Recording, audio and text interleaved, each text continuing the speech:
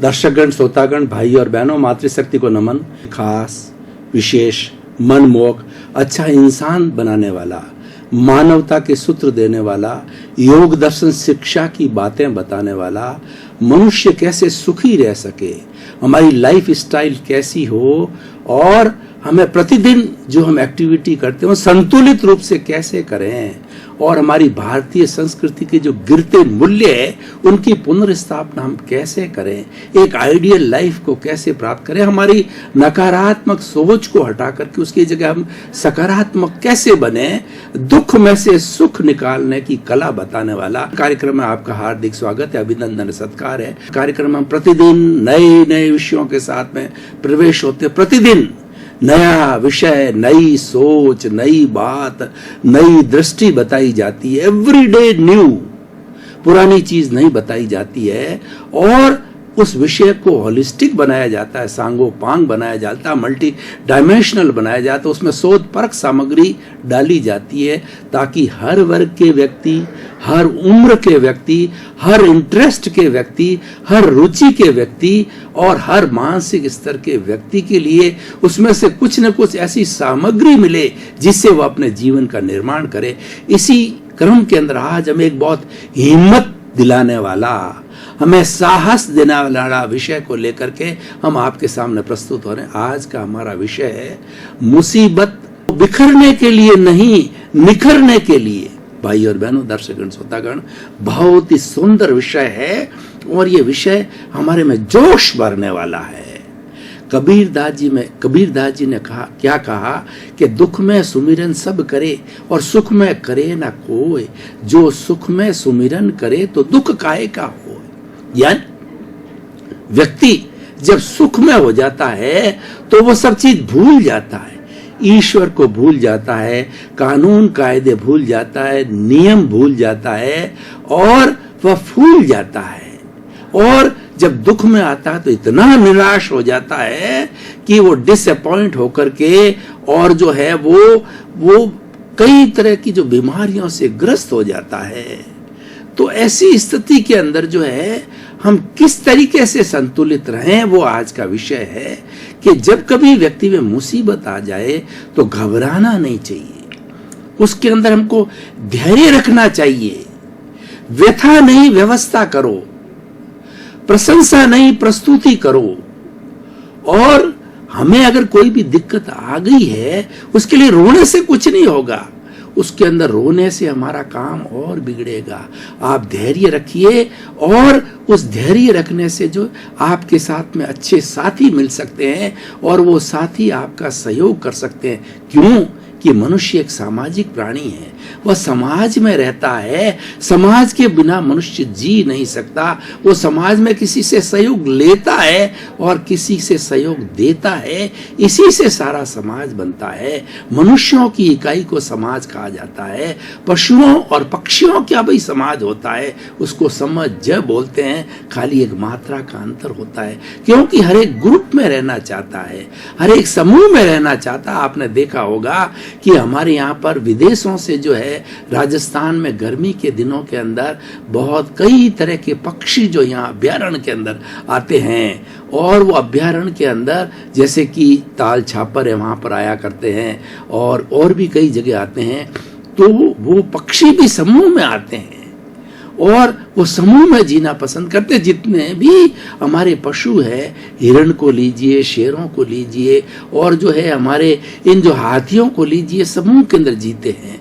मैं आपको जो एक हिरण कैसे जीवन जीते हैं उसका चित्र खींचना चाहता हूं कि रात्रि के समय के अंदर हिरण क्या करते हैं कि वो गोले बनाते हैं, 3-4 चक्र बनाते हैं। उन चक्र के अंदर सेंटर के अंदर जो है कोई भी घायल हिरण या हिरनी है या वृद्ध है वो सेंटर में रहते हैं ताकि और उनकी सुरक्षा की जाती है क्योंकि वो तेज भाग नहीं सकते अगर कोई भी शिकारी आ जाए तो। और उसके बाद के अंदर दूसरा ग्रुप होता है जो कि प्रौढ़ लोगों का होता है, जो उनसे ज्यादा जो है ताकतवर होते हैं, कम उम्र के होते हैं, और उसके चारों तरफ जो पहरा देने वाले यंग हिरण हिरणी रहते हैं, ताकि कोई भी शिकारी आता है तो सबसे पहले पहरा देने वाले सबको सतर्क कर देते हैं, और सतर्क हो जाने के कारण वो वहां से बिखर करके अपनी सेफ्टी कर लेते हैं। पशु भी ऐसा करते हैं। तो मनुष्य तो एक बहुत चेतनाशील प्राणी है, वो तो समाज में बड़ा सिस्टमेटिक तरीके से रहता है। तो जब कभी मुसीबत आ जाती है तो कहावत है, friend in need is friend in deed. हमें ऐसे समय के अंदर जो ऐसे साथियों को टटोलना चाहिए जिनकी कि आपने जो है कभी मुसीबत के अंदर सहायता की है, उनसे सहायता की आप गुहार कीजिए। कैसी भी समस्या आ जाए, चाहे आपका आर्थिक संकट आ जाए, चाहे आपका बीमारी आ जाए, या घर के अंदर कोई गमी हो जाए, या बहुत बड़ा कि जीवन के अंदर ग्रस्त जीवन में कई तरह के संकट आते रहते हैं, तो ऐसे संकट के अंदर हमारे साथी जो कि परम मित्र होते हैं उनसे गुहार की जाती है, निवेदन किया जाता है, रिक्वेस्ट किया जाता है, अपनी तकलीफ बताई जाती है, तो निश्चित रूप से आपको सहयोग मिलता है।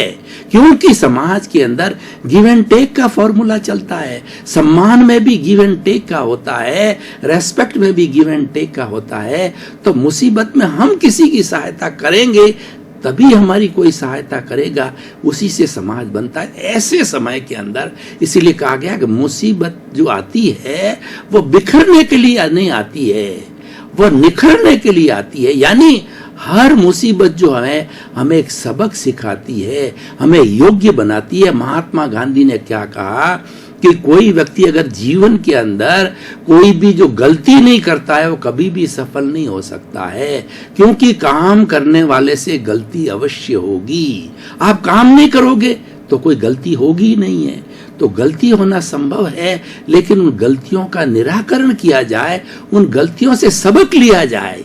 यही आज का विषय है कि मुसीबत आती उसे सबक लो। एक राजस्थानी में कहावत है कि पानी आने से पहले पहाड़ बांधनी चाहिए। हमको ध्यान पड़ गया कि बारिश आने वाली है और हमारे गांव जो है वह खड्डे के अंदर है, तो उसके पहले पहले हमें पक्की जो है वो जो है पहाड़ बांध करके गांव की सुरक्षा करनी चाहिए, यानी प्री प्लानिंग करनी चाहिए।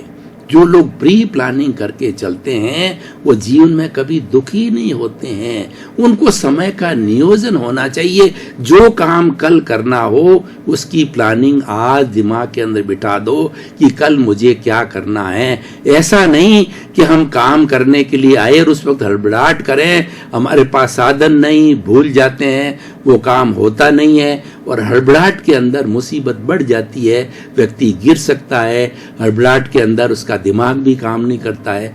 इसीलिए कोई भी व्यक्ति को अगर संतुलित जीवन जीना है, अपने जीवन में हड़बड़ाहट नहीं लानी है, तो प्री प्लानिंग करो, पूर्व नियोजन करो। ये सबसे अच्छी जीवन पद्धति है और ऐसे लोग जीवन में हमेशा सफल होते हैं। तो इसलिए भाई और बहनों, दर्शकगण, श्रोतागण, आज का जो विषय है वो धैर्य रखने का विषय है। जो धैर्यवान होता है वो हमेशा सफल होता है। धीरज का फल मीठा होता है, मेहनत का फल मीठा होता है, और धीरज रखने वाला, धैर्य रखने वाला मुसीबत से अवश्य ही पार चला जाता है। और देखिए, जीवन के अंदर उतार चढ़ाव हमेशा आते हैं। To struggle is life. संघर्ष ही जीवन में। ऐसा कोई नहीं, जो भगवान भी बने हैं उन सब का जीवन कितना संघर्षमय था। हम तो सामान्य व्यक्ति, हमारे जीवन में इतने संघर्ष नहीं आते हैं। राजा राम को देखिए, भगवान कृष्ण को देखिए, महात्मा गांधी को देखिए, स्वामी विवेकानंद को देखिए, और दयानंद सरस्वती को देखिए, और छत्रपति शिवाजी को देखिए, और महाराणा प्रताप को देखिए। कितने कितने संघर्ष झेले हैं। शायद सामान्य व्यक्ति इतने संघर्ष झेल ही नहीं सकता। कितनी मुसीबतों से उन्होंने सामना किया। महाराणा प्रताप को लीजिए तो उन्होंने तो एकदम शपथ खा ली थी कि मैं अकबर तुम्हारे को मेरी धरती पर नहीं रहने दूंगा, मेरी धरती, मेरा आकाश, मेरा पानी, और तुम मेरे पे शासन करो, मैं तुम्हें यहाँ नहीं रहने दूंगा। तो वो आक्रामक हो गया अकबर, और उनको उनके पास में साधन कम थे। महाराणा प्रताप के पास में मुगलों की बहुत बड़ी सेना थी, तो उसका मुकाबला नहीं कर सके। तो उन्होंने धीरज रखा, वो जंगलों में छुप गए, और छुप करके भामा शाह जैसे सहयोगी, मैंने अभी बात की कि friend in need is friend in deed, Bhama Shah जैसे उनको सहयोगी मिले कि इतना अच्छा काम कर रहे हैं, देश की आजादी के लिए बात कर रहे हैं, मुगलों को खदेड़ने की बात कर रहे हैं। तो उन्होंने जाकर उनके चरणों में भामा शाह ने कहा कि हमारा तन मन धन सब आपका है। तो उन्होंने इतना सहयोग किया कि भीलों की सेना बनाई गई, और भीलों की सेना के साथ लड़ करके और अकबर को खदेड़ा गया, और उन्होंने कभी भी जो है उसके घुटने नहीं टेके, उसका जो है कभी भी उन्होंने जो है उसके साथ उसकी अधीनता स्वीकार नहीं की। तो भाई और बहनों, दर्शक श्रोतागण, आप जब मुसीबत आ जावे, घुटने मत टेकिए, आप धीरज रखिए, उसका सॉल्यूशन निकालिए, व्यथा नहीं, व्यवस्था करो। ये मुसीबत आई है, इस मुसीबत का कारण क्या है और इसका निवारण क्या है, वो देखना चाहिए। मान लीजिए कोई व्यक्ति बहुत अच्छा धंधा कर रहा है, और करते करते उसको अचानक जो है वो उसको घाटा लग गया, और घाटा लगने के बाद मांगने वाले सब ऊपर आकर के पड़ गए। तो वो कहते हैं कि तुम तो दिवालिया हो गए, पर वो धीरज रखता है, क्योंकि समय बड़ा बलवान होता है। तुलसी नर का क्या बड़ा और समय बड़ा बलवान, काबा लूटी गोपियां और वही अर्जुन वही बाण। देखिए गांडीव जो उनका धनुष था अर्जुन का, उससे लोग जो कांपते थे, लेकिन उसका बुरा समय आया तो उसकी प्रिय गोपियों को जो है वो मीणा लोगों ने लूट लिया उसके सामने, और जो है अर्जुन कुछ नहीं कर सकता। बुरा समय आता है तो कहा जाता है कि तन के कपड़े भी साथ छोड़ देते, लेकिन घबराना नहीं, वो हमको मजबूत बनाने के लिए आए हैं, वो हमारी परीक्षा लेने के लिए आए हैं। अगर उस परीक्षा के अंदर हम उत्तीर्ण होते हैं तो हम बहुत पावरफुल बनते हैं, निखर जाते हैं। तो बिखरना नहीं, हमको निखरना है। तो देखिए ऐसे समय के अंदर व्यक्ति को ठंडे दिमाग से सोचना चाहिए। मान लीजिए कि मेरे पे करोड़ रुपए का घाटा है, तो असेसमेंट करे कि मेरे पास तो 2 करोड़ रुपए की प्रॉपर्टी है, तो वह एक प्लानिंग बनावे कितने कितने लोगों को मुझे जो पैसे चुकाने हैं। तो पैसे चुकाने के बाद वो सबसे रिक्वेस्ट करे कि इतना तो धन मेरे पास नहीं है, लेकिन मैं आपको मूल दे सकता हूं या 50% दे सकता हूं। सबको अपनी पॉलिसी डिक्लेयर कर दे, और उसके पास में जो कुछ भी प्रॉपर्टी उसको सेल करके और जो उसका कमिटमेंट है सबको चुका दे, तो फिर से वो साहूकार बन जाता है, फिर से वो धंधा करता है और उससे डबल पैसा कमा लेता है। क्योंकि नीति में बरगद होती है। ये फल किसका है? ये धैर्य का फल है। इसीलिए जीवन के अंदर कभी भी धीरज मत छोड़िए, और मुसीबत आ जावे तो कभी भी नर्वस मत होइए। ये सबसे बड़ा इस एपिसोड से हमको सबक लेनी है भाई और बहनों, दर्शकगण, श्रोतागण। ये आज एपिसोड जो है मैं हमारे भारत के युवाओं को समर्पित करता हूं, और उनसे करबद्ध निवेदन करता हूं कि उनका जीवन बहुत लंबा है। भारत में 80 करोड़ युवा हैं, और वो देश का निर्माण करेंगे, समाज का निर्माण करेंगे, और उनके पास में बहुत बड़ी संभावना है, बहुत बड़ा समय है देश का, जीवन का, परिवार का निर्माण करने का है। तो उनको किसी मुसीबत के अंदर जो है वो घबराना नहीं है, धीरज नहीं छोड़ना। अगर परीक्षा के अंदर फेल हो गए तो सुसाइड करने की क्या आवश्यकता है? कोई बात नहीं है। आप धीरज से, शांति से और पढ़िए, चिंतन करिए कि किस कारणों से मैं फेल हुआ, उन कारणों की डायग्नोसिस कीजिए। डॉक्टर क्या करता है, हम डॉक्टर के पास जाता है तो पहले बीमारी की वो पूछताछ करता है, हेरिडिटी की बात करता है, हमारे खान पान, रहन सहन, आचार विचार की बात करके कंक्लूजन निकालता है कि what are the reasons of this disease. When he gets the reasons of the disease, he diagnoses and accordingly he give the treatment of some test or some medicines or something he gives his diagnosis should be proper. तो हमें मुसीबत आती है, ये diagnosis करने के लिए आती है, हमें प्रिपेयर करने के लिए आती है और जीवन में आनी चाहिए और ये आती है, इसको कोई रोक भी नहीं सकता है। तो आज हम आपको कहना चाहते हैं, मूल बात यह है कि जब कभी भी मुसीबत आ जावे तो आप और पक्के हो जाइए और मजबूत हो जाइए और आप कूल माइंड से सोचिए कि अब आगे क्या करना है, उसकी प्लानिंग बनाइए। जो नॉर्मल वे के अंदर आप प्लानिंग करते थे उससे डबल प्लानिंग करके और उसको चॉकआउट कीजिए, कैसे इसको सॉल्व किया जा सकता है। जैसे कि मान लीजिए आपको मैं दार्शनिक बात करूं कि जब आदमी की मुसीबत आ जावे तो बुरा दिन आ जावे तो ईश्वर को सबसे ज्यादा याद करो। ईश्वर प्राणिधान बोला जाता है, भीतर विराजमान शुद्ध आत्मा भगवान से शक्ति मांगो कि हे मेरे भीतर विराजमान भगवान, ये मुझे कष्ट आया है और आपकी शरण के अंदर मैं हूं, तो आप मुझे कोई रास्ता बताओ, मुझे कोई ऐसा जो है आप वे बताओ जिससे मेरी मुसीबत टल जाए। वो रास्ता आपको मिल जाता है, क्योंकि भीतर विराजमान वही भगवान है जो राम है, कृष्ण है, सीता है और बड़े बड़े महापुरुष, और वो एक ही है, कोई फर्क नहीं है। आप उसके शरण में जाइए, उससे आशीर्वाद मांगिए और उससे प्रार्थना कीजिए, मनोकामना कीजिए, आपको रास्ता मिलेगा और रास्ते पर चल करके हम अपनी मुसीबत का सामना कर सकते हैं। तो इसीलिए आज का विषय बहुत ही सुंदर है, ये आदमी को ताकतवर बनाता है और हर व्यक्ति के अप्स एंड डाउन्स आते हैं। ऐसा कोई दुनिया में व्यक्ति नहीं है जिसके जीवन के अप एंड डाउन नहीं आता है, और जितना जितना संघर्ष होता है उतना उतना व्यक्ति निखार पाता है अगर वो धीरज रखे तो भाइयों और बहनों, दर्शक श्रोतागण, हमारे पुनरुत्थान कार्यक्रम की पद्धति है कि हम हर एपिसोड को जो है कसौटी पर कसते हैं, उसकी रिलीवेंस, उसकी सामाजिक उपयोगिता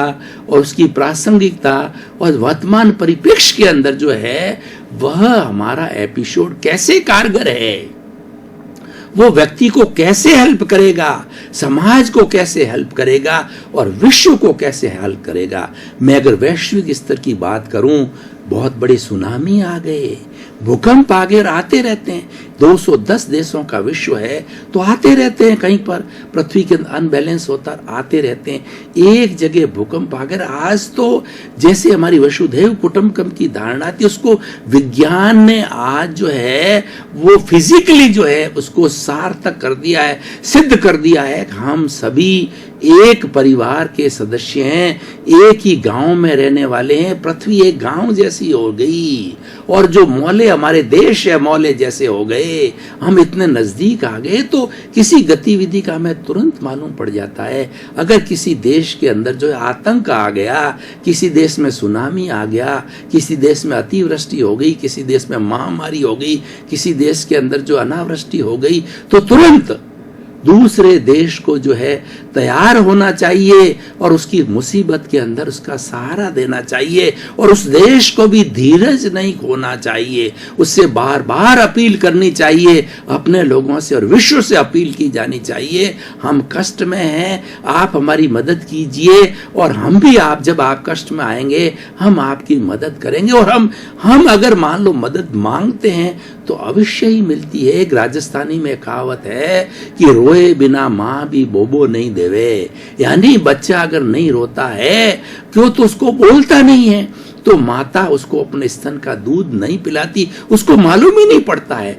मुसीबत आती तो आप डिमांड कीजिए। अब मैं बात करता हूं देश की।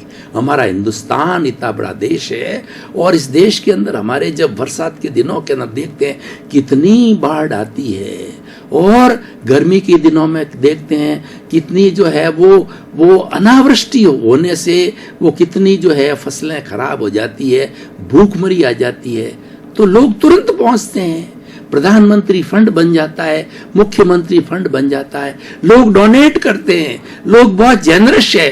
इसका कारण क्या है? इसका कारण यह है कि हमने धीरज रखा, उस प्रांत के लोगों ने धैर्य नहीं खोया, साहस नहीं खोया। दर्शकगण, श्रोतागण, भाई और बहनों, आपका बहुत बहुत धन्यवाद। कार्यक्रम आप देखते रहिए। कार्यक्रम हिम्मत बंधाता है। कार्यक्रम आपको मुसीबत में से बाहर निकालने के लिए टिप्स देता है और आपके नकारात्मक भाव किस तरीके से सकारात्मक बने उसका विविध पहलुओं से जो है आपको सूत्र देता है, क्योंकि हमारा लक्ष्य यही है कि सुधरे व्यक्ति, समाज व्यक्ति से राष्ट्र स्वयं सुधरेगा। हम व्यक्ति को सुधारना चाहते हैं। कार्यक्रम की इकाई व्यक्ति है। व्यक्ति निर्माण करना चाहते हैं। व्यक्ति को सही मायने में हम सकारात्मक भाव दे करके और उसको सच्चा इंसान बनाना चाहते हैं। इसी क्रम में आपका जीवन आनंदमय हो, मंगलमय हो और संघर्ष के अंदर आप बिना कोई भी नर्वस हुए अपने जीवन को अच्छा बनावें और खूब समाज की सेवा कर अपने जीवन को सार्थक बनावें। आपके प्रति मंगल भावना।